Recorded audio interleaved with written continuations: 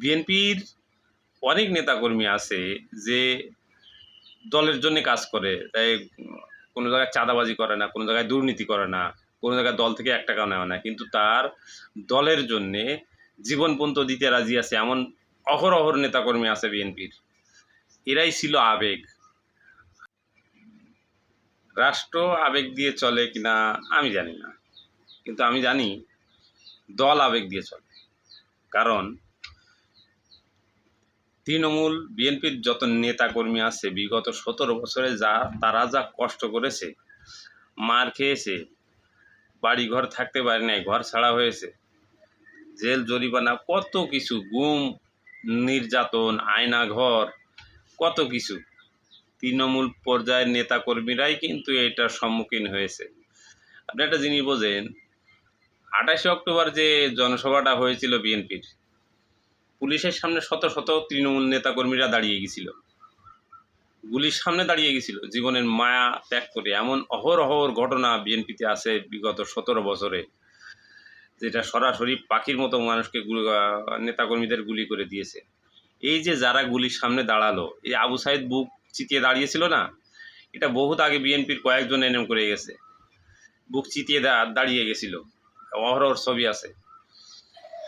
এরা এইভাবে কেন দাঁড়ালো? এরা দাঁড়ালো আবেগ, তারা দলকে ভালোবাসে। বিএনপির অনেক নেতাকর্মী আছে যে দলের জন্য কাজ করে, তাই কোনো জায়গায় চাঁদাবাজি করে না, কোনো জায়গায় দুর্নীতি করে না, কোনো জায়গায় দল থেকে 1 টাকাও নেওয়া না, কিন্তু তার দলের জন্যে জীবন পর্যন্ত দিতে রাজি আছে এমন অহরহর নেতাকর্মী আছে বিএনপির। এরাই ছিল আবেগ। আর যারা আবেগের প্রশ্ন ছুড়ে দিচ্ছেন, তারা ওই 28শে অক্টোবরের যে সমাবেশ ছিল, ওই মঞ্চ থেকে আগে থেকে ভেগে গেছিলেন আপনারা। একজন শিলংয়ে গুম হয়ে গেল, কিন্তু সেখানে দেখলাম তারা রাজকীয়ভাবে সে জীবনযাপন করছে। গুম তো ইলিয়াস আলী ভাই হয়েছিল। ইলিয়াস আলী ভাই তার জীবনটা দিয়েছে, তার সমুদ্রে মেরে বস্তা বেঁধে নদীতে ফেলে দিয়েছে।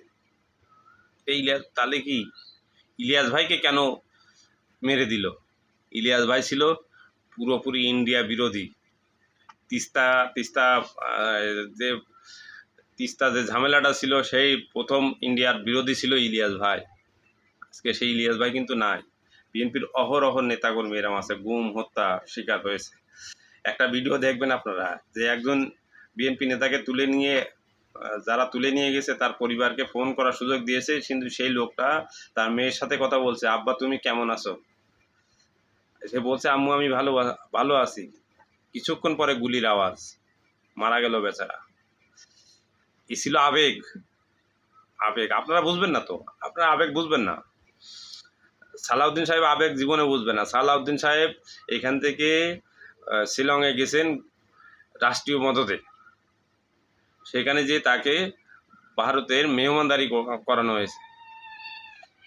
দ্বিতীয় কথা হচ্ছে, সালাউদ্দিন সাহেব ওখান থেকে এসে এখানে আসলেন, নমিনেশন নিলেন, নির্বাচন করলেন, মন্ত্রী হয়ে গেলেন।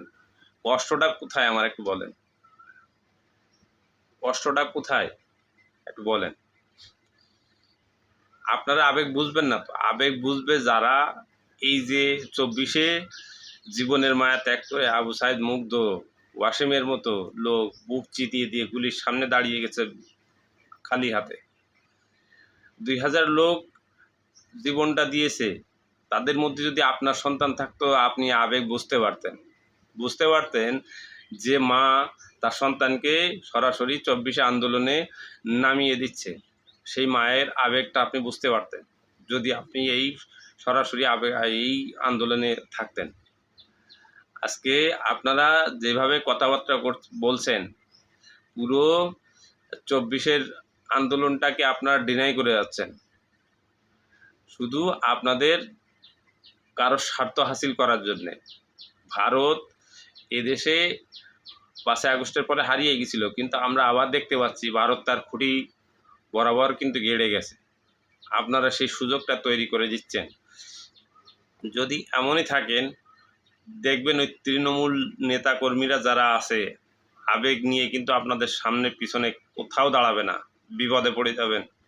আজকে দেখুন যে আওয়ামী লীগ সরকারের একটা নেতাকর্মী কিন্তু দেশে নাই। এটা মাথায় রাখতে হবে ভাই।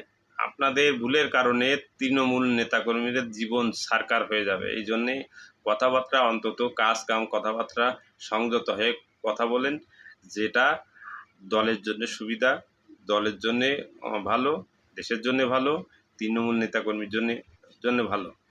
এত সময় সাথে থাকার জন্য ধন্যবাদ।